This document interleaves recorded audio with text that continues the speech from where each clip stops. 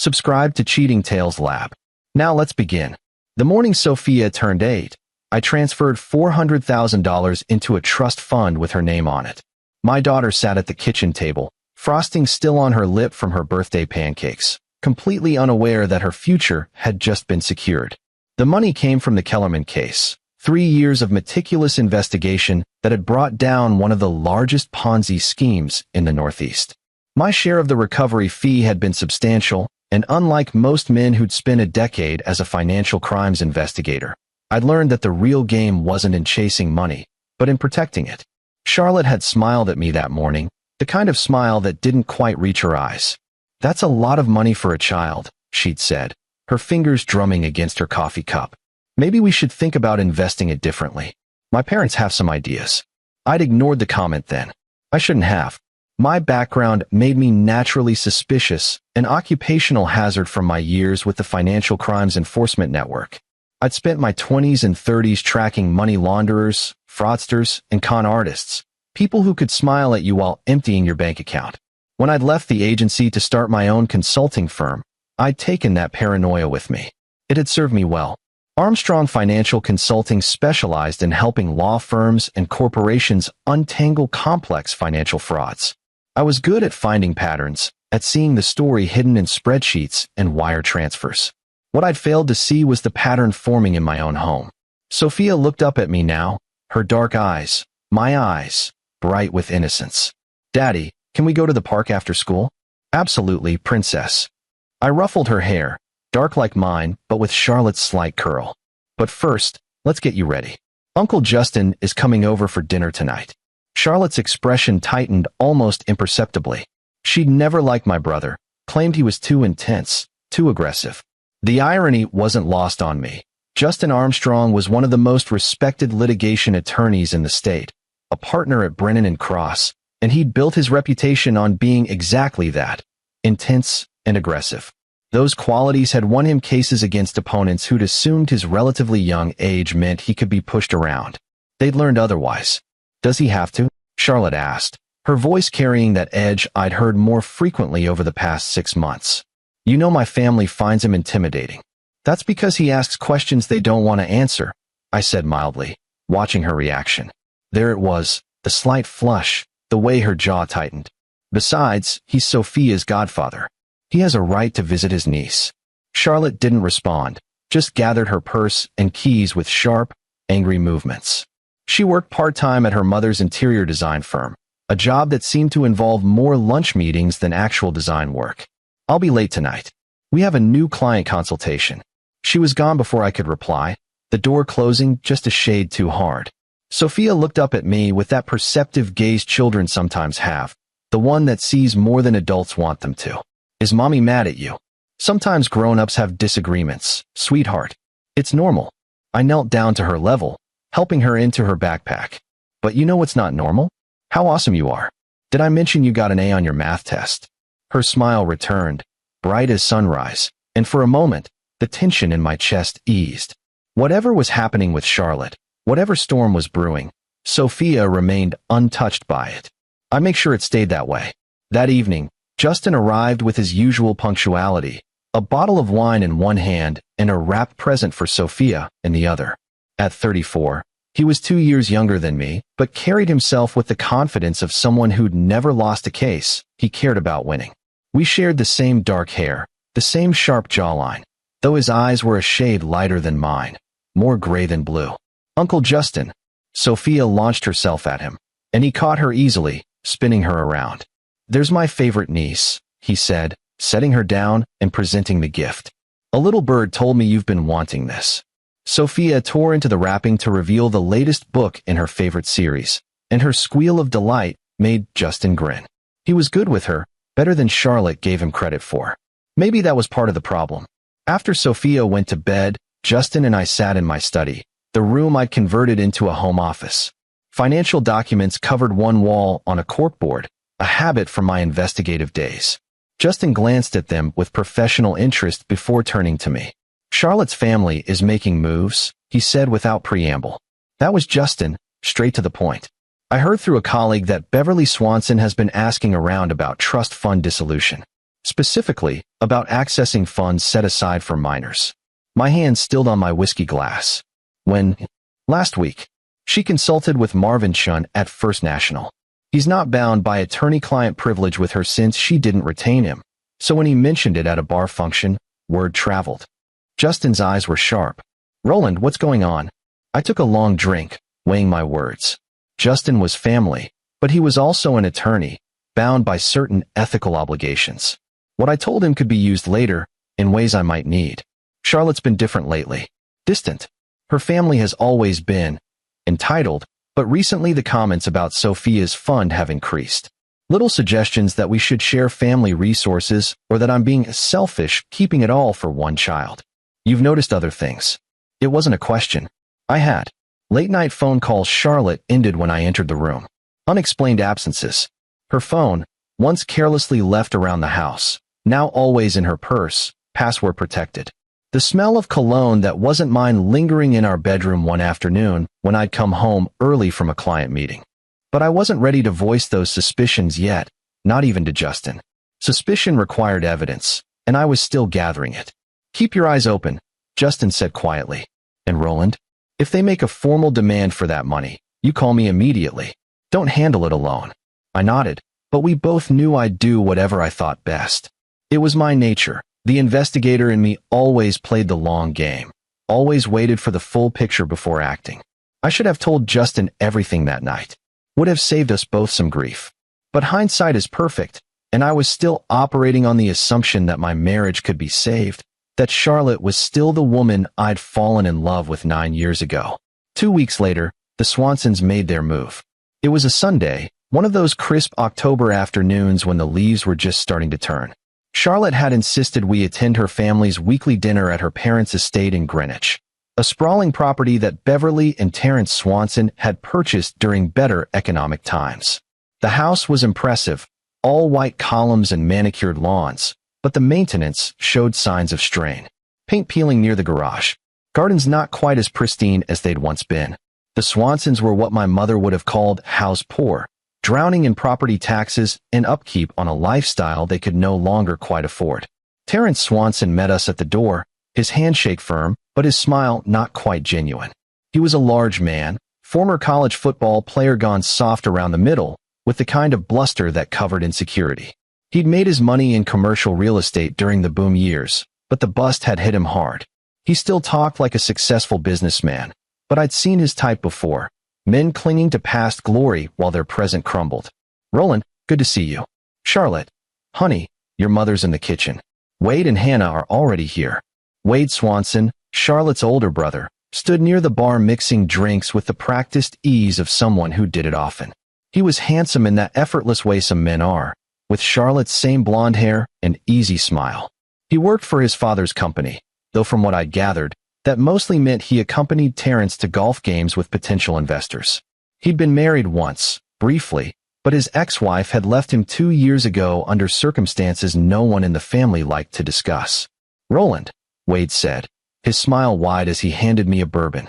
"Heard you closed the Mercer case. Nice work." "Thank you." I accepted the drink, noting the expensive label. Wade always poured top shelf, even though I knew the Swansons' finances were strained. Another tell. People desperate to maintain appearances. Hannah Swanson emerged from the kitchen, Charlotte's younger sister, carrying a tray of appetizers.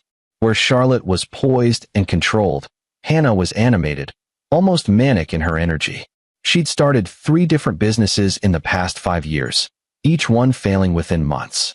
Currently, she was pitching some kind of lifestyle brand on social media, though her follower count suggested it wasn't going well. "Roland, how's our favorite brother-in-law?" Hannah air-kissed near my cheek, trailing expensive perfume. "You look tired." "Charlotte, is he working too hard again?"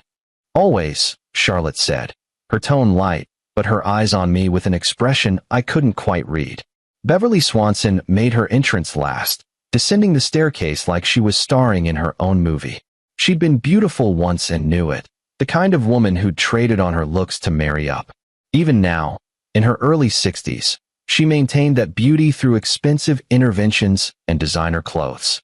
She ran Swanson Interiors, the design firm where Charlotte worked, and treated it less like a business and more like a social club. "Darling," she said, embracing Charlotte warmly before turning to me with a cooler smile. "Roland, so glad you could make it. And where's our sweet Sophia?" "Playroom upstairs," Charlotte said. I set her up with her tablet. Dinner was the usual affair. Expensive food, expensive wine, conversation that skated over the surface of real topics. The Swansons were experts at appearing successful, at hosting events that suggested wealth and stability. But I'd learned to read the signs. The wine, while good, was from last year's vintage, suggesting they'd bought in bulk when prices were lower. The china was chipped if you looked closely. The conversation stayed carefully away from any discussion of actual finances. It was over dessert that Beverly struck. "Roland, dear," Charlotte mentioned that Sophia has quite a substantial trust fund. For $100,000, is that right? The table went quiet. This was rehearsed, I realized. They'd planned this. "That's correct," I said evenly, setting down my fork. "It's for her education and future." Of course. Beverly's smile was practiced. "But darling, she's only 8 years old. That money is just sitting there, not doing anything useful. And we've been thinking, Terrence and I are planning to purchase a new property, a beautiful estate in Bedford. We could really use some liquidity for the down payment." "You want to borrow from Sophia's fund?" I said, not a question. "Well, not borrow exactly." Terrence leaned forward, his salesman persona fully engaged. "More like redistribute family assets. Think of it as an investment opportunity. Once we purchase the Bedford property, we can rent out this house, generate income. Everyone benefits." "Sophia is 8, I repeated. "The money is legally hers, held in trust." "Legally, perhaps." Wade's voice carried an edge. "But morally? Roland, we're family. Family helps each other. That money came from a case you worked on. Really, it's community property from the marriage, isn't it? Charlotte should have a say in how it's used." I looked at my wife. Charlotte met my gaze steadily, her expression unreadable.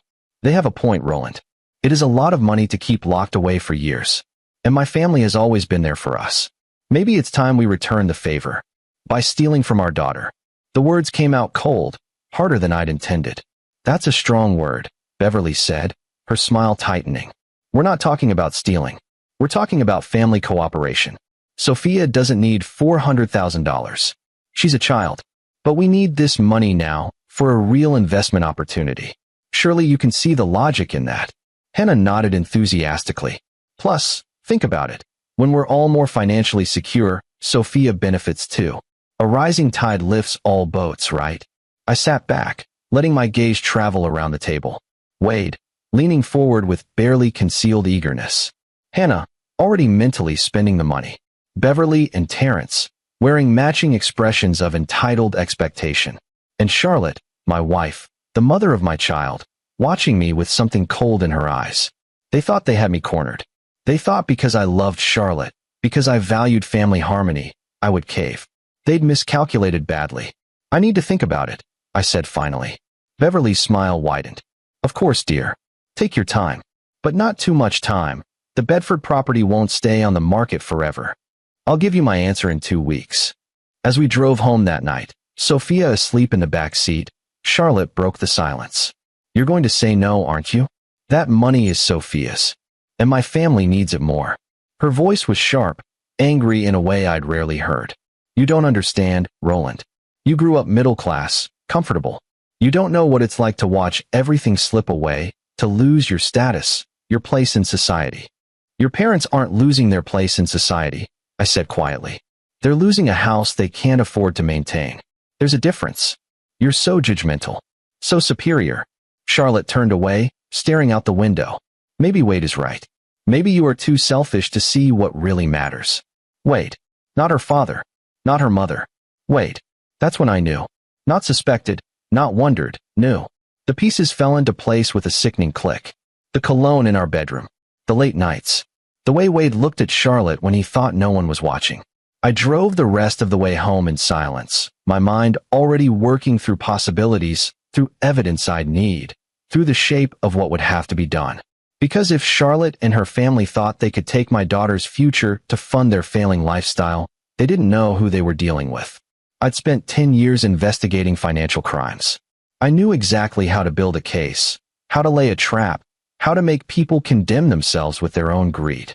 And I had just decided to do exactly that. The next morning, I called Justin from my office, my door locked and my voice low. He answered on the second ring, always alert. They made their move, I said without preamble.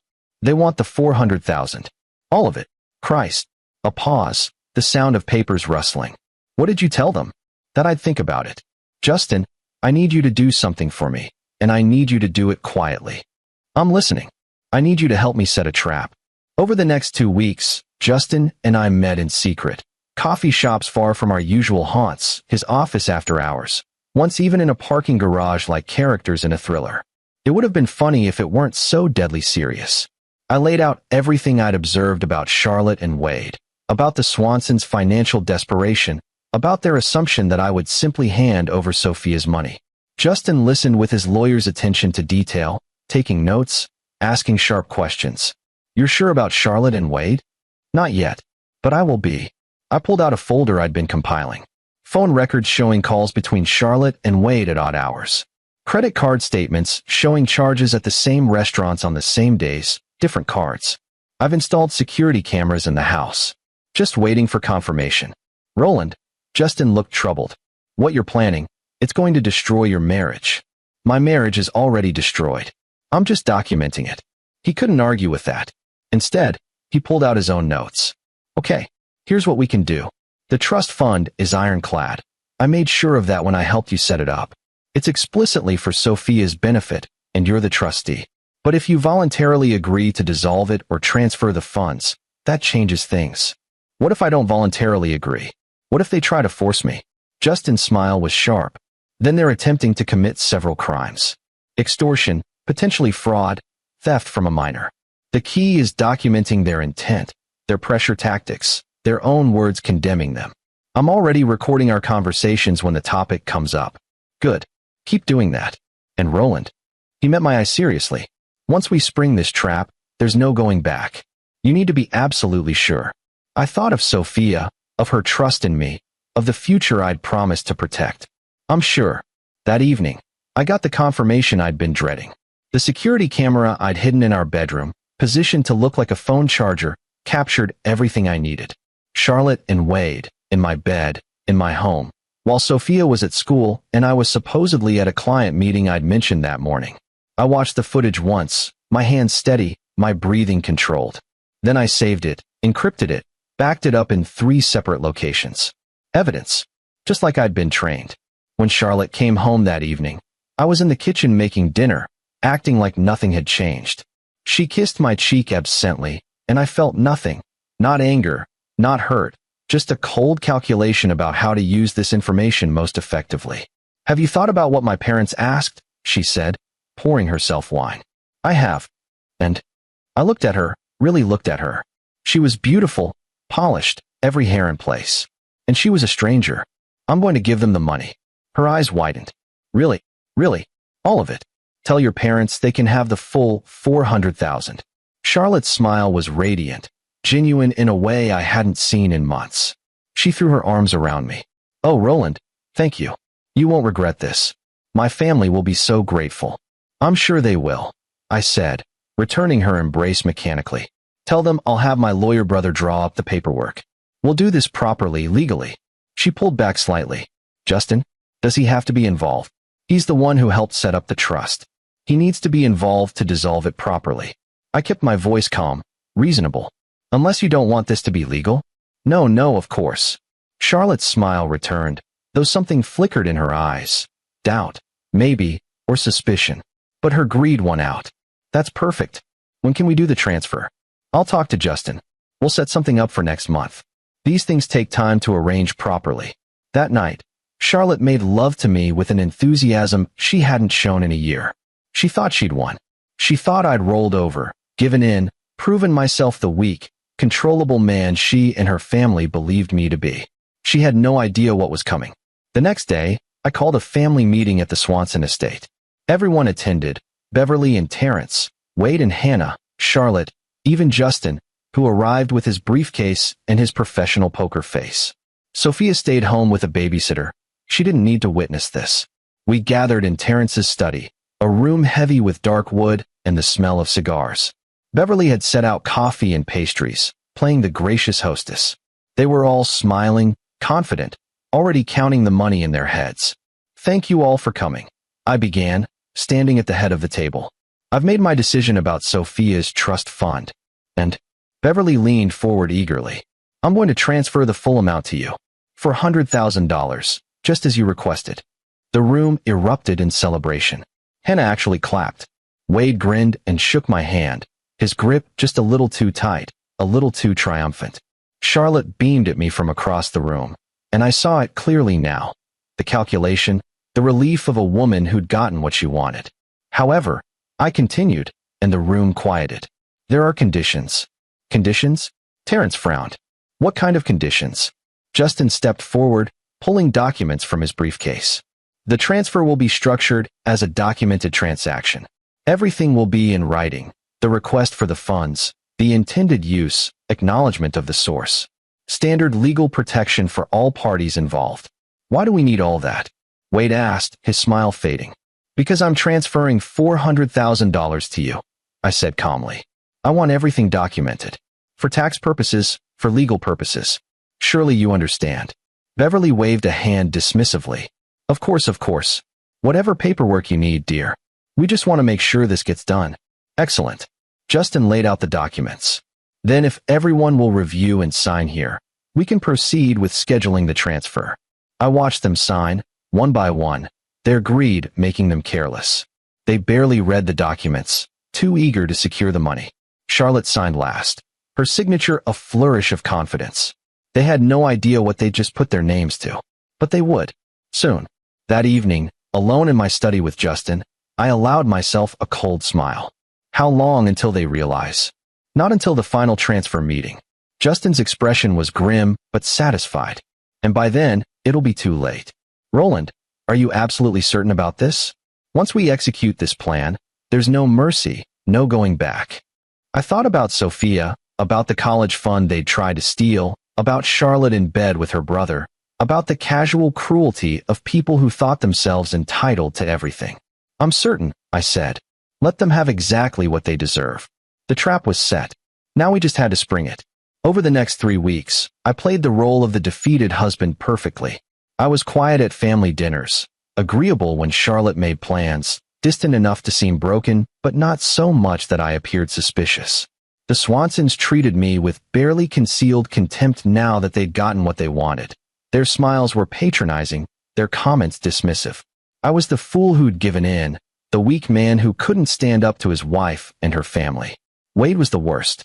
He'd grown bolder, showing up at my house during the day when he thought I'd be at work.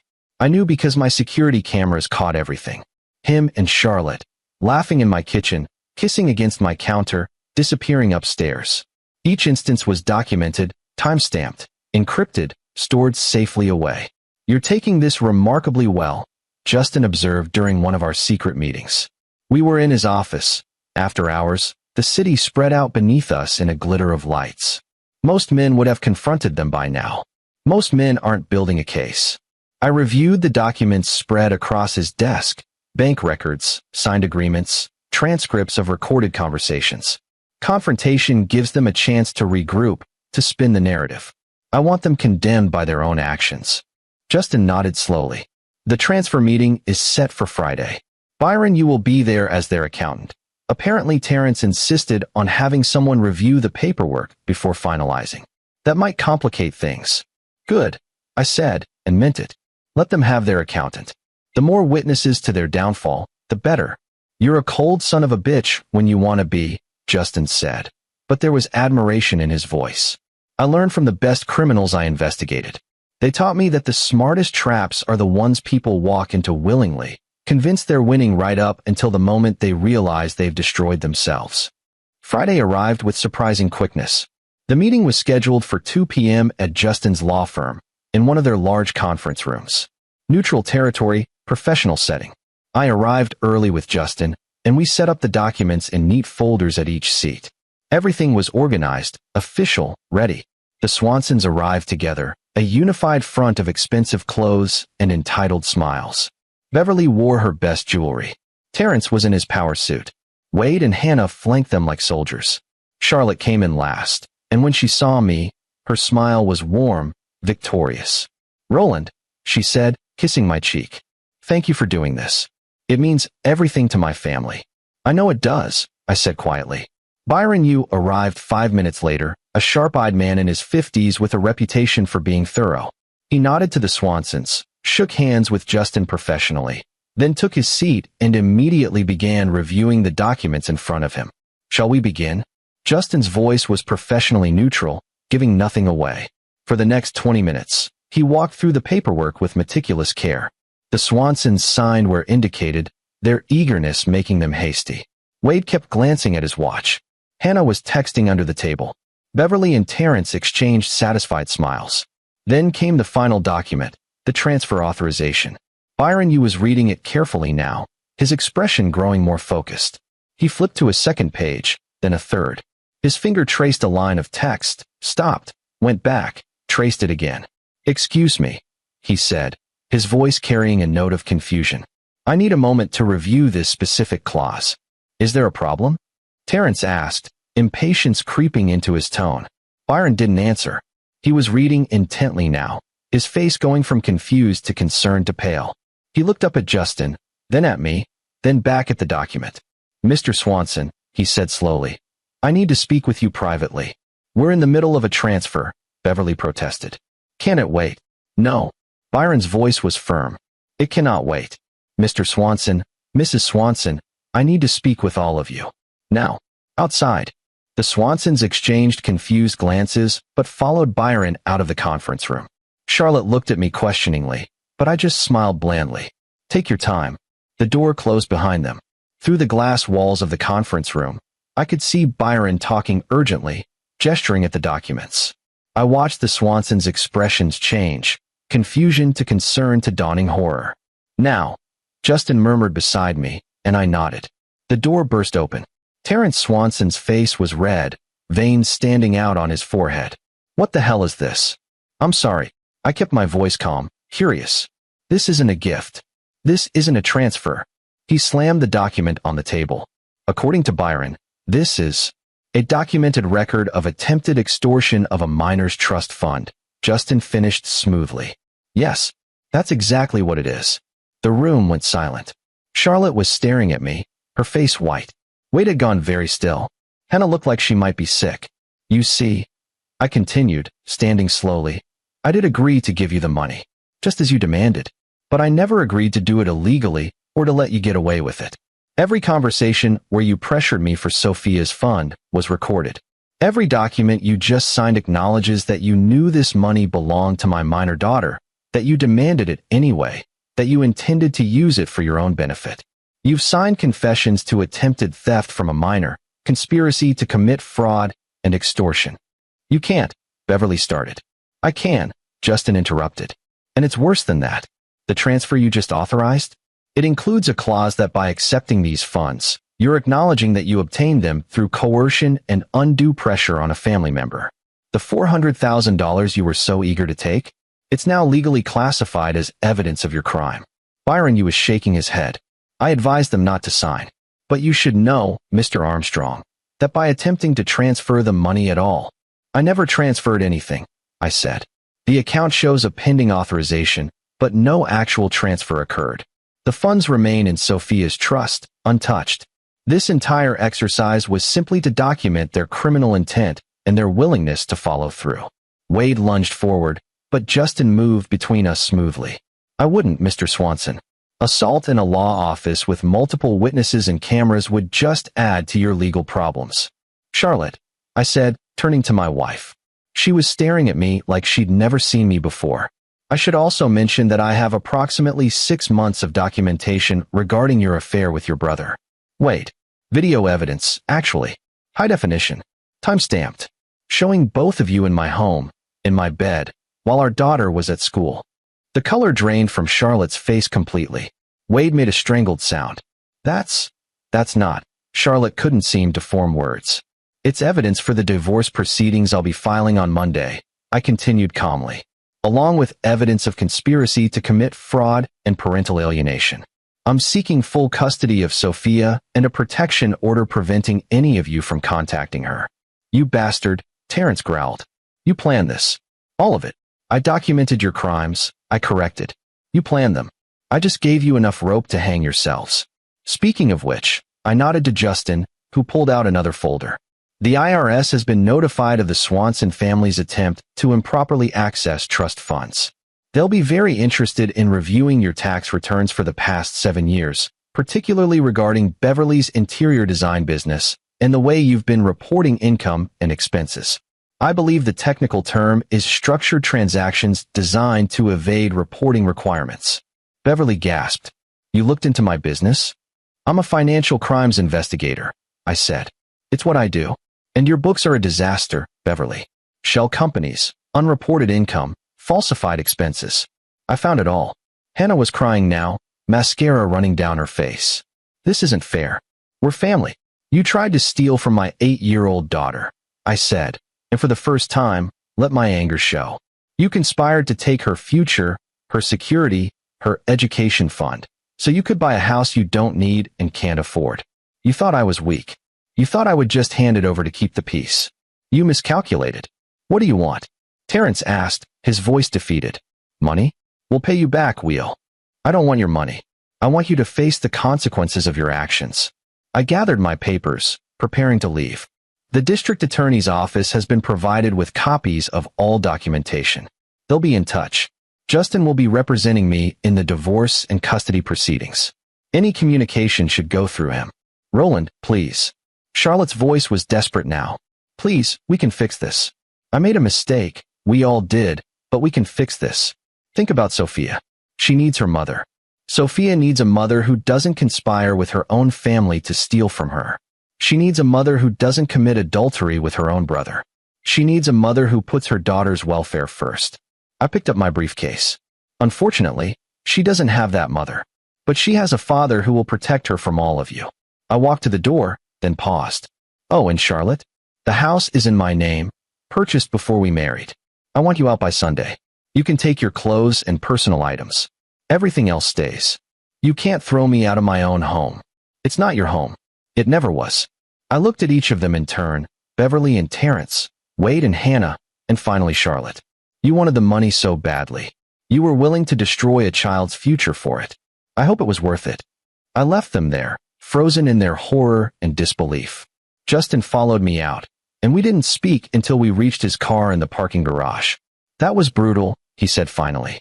They tried to steal from my daughter. I know. But Roland, are you okay? Was I okay? My marriage was over. My wife had been sleeping with her own brother. My daughter would grow up knowing her mother's family tried to rob her. But Sophia's fund was safe. Her future was secure. And the people who tried to destroy that were going to pay for their crimes. I'm fine, I said. Better than fine. I'm free. The next 3 months were a blur of legal proceedings. The criminal case against the Swansons moved forward with frightening speed. When you have signed confessions and video evidence, there's not much room for defense. Terrence and Beverly faced charges of conspiracy to commit theft and attempted fraud. Wade got hit with both those charges plus adultery, still technically illegal in Connecticut, though rarely prosecuted, and breaking and entering for his unauthorized visits to my house. Charlotte fought the divorce viciously at first, trying to claim I'd entrapped her family, that I'd manipulated the situation. But Justin was merciless. He presented the evidence of her affair, the recorded conversations where she'd encouraged her family to pressure me, her own signatures on documents acknowledging what they were doing. The custody hearing was harder. Despite everything, Charlotte was Sophia's mother, and family court judges were often reluctant to completely sever that bond. But when the judge reviewed the evidence, the conspiracy to steal from Sophia, the affair with Wade, Charlotte's own recorded words saying Sophia doesn't need $400,000, the decision became clearer.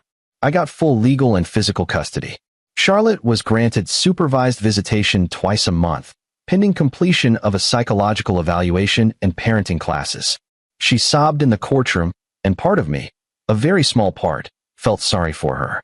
But then I remembered her smile when she thought she'd won, her laughter with Wade in my kitchen, and the sympathy evaporated. The Swansons' financial house of cards collapsed completely. The IRS investigation uncovered years of tax fraud and unreported income from Beverly's business. The Bedford property they'd wanted so badly went to another buyer. Their Greenwich estate had to be sold to pay legal fees and back taxes. Terrence's commercial real estate business folded when his investors learned about the criminal charges. Hannah's social media presence imploded spectacularly when someone, definitely not me, though I had my suspicions about Justin, leaked the story to a blogger who specialized in exposing influencer fraud. Her follower count dropped to almost nothing within days. Wade lost his real estate license when the criminal conviction came through. Last I heard, he was working as a car salesman in New Jersey, living in a studio apartment, trying to rebuild some semblance of a life. But the real justice came 6 months after that conference room meeting. I was at Sophia's soccer game, watching her run across the field with the pure joy only children have, when I saw them, Beverly and Terrence Swanson, getting out of an old Toyota in the parking lot. They looked older, smaller, diminished in a way that had nothing to do with physical size. Beverly saw me and froze. For a long moment, we just stared at each other across the parking lot. Then she turned away, and they drove off without watching the game. They'd come to see their granddaughter, but didn't have the courage to actually approach. Good. Sophia didn't need people in her life who saw her as a resource to exploit. That evening, I sat down with Sophia in her room, surrounded by her books and stuffed animals. She was 9 now, a year older and wiser than when this had all started. She knew her mother and I were divorced, knew that something bad had happened with her mom's family, but I'd shielded her from the worst of it. "Daddy," she said, looking up from her homework, "is my college money still safe?" "Yes, princess. It's safe. It's actually bigger now. The court ordered your mother's family to pay damages, which all went into your fund. You've got about $470,000 now." Her eyes widened. "That's a lot of money." "It is. And it's all yours, for when you're ready for college or to start your own life. No one can touch it but you." She considered this seriously, then asked the question I'd been dreading. Did Mom try to take my money? I could have lied, could have softened it. But I'd always promised to be honest with Sophia, and I wasn't going to start lying now. "Yes," I said quietly. "She did. And her family did too. They thought they needed it more than you did." "That's mean." "Yes, it was." "Is that why you don't live together anymore?" "That's part of it. Your mom made some choices that hurt our family." "But Sophia, I need you to understand something." I knelt down so I was at her eye level. "None of this was your fault. Not the divorce, not what happened with your fund, none of it. And your mother does love you, in her own way. She made mistakes. Bad ones." Sophia wrapped her arms around my neck, and I held her tight. This precious person who'd been the target of such casual cruelty from people who should have protected her. "I love you, Daddy," she whispered. "I love you too, Princess. Always." Later, after Sophia was asleep, I sat in my study with a glass of whiskey, looking at the photo wall I'd created. Pictures of Sophia through the years, laughing, playing, growing. This was what I protected. This was what made all of it worthwhile. Justin called around 9. "You see the news about Wade?" "What now?" His ex-wife filed a lawsuit. Apparently, she'd suspected he was having an inappropriate relationship with Charlotte even during their marriage. She's suing for fraud, claiming he had assets in the divorce. Assets that are now documented thanks to our case. I couldn't help but laugh. The gift that keeps on giving. "Roland, I have to ask, do you ever regret how hard you came down on them? I mean, they're destroyed. Completely." I thought about it honestly. Did I regret it? The Swansons had lost everything. Their money, their reputation, their freedom in some cases. Charlotte was a shell of her former self, working a retail job and living in a one-bedroom apartment. Wade was persona non grata in Connecticut society. Beverly and Terrence would spend the rest of their lives trying to pay off legal debts and back taxes. "No," I said finally. "They tried to rob a child. My child. They thought they were entitled to her future, and they were willing to destroy it to get what they wanted. Actions have consequences. They earned every bit of what happened to them." "Fair enough," Justin said. "For what it's worth, I think you did the right thing. Sophia's lucky to have you as a father." After we hung up, I checked on Sophia one more time, finding her asleep with a book still in her hand. I carefully removed it, tucked her blanket around her, and kissed her forehead. She stirred slightly. "Love you, Daddy." "Love you too, Princess." As I closed her door, I thought about the path that had led here. The investigation, the trap, the complete destruction of my marriage and my former in-laws. It had been brutal, ruthless, the kind of calculated revenge that most people only fantasized about. But I'd do it again in a heartbeat. Because in the end, it wasn't about revenge.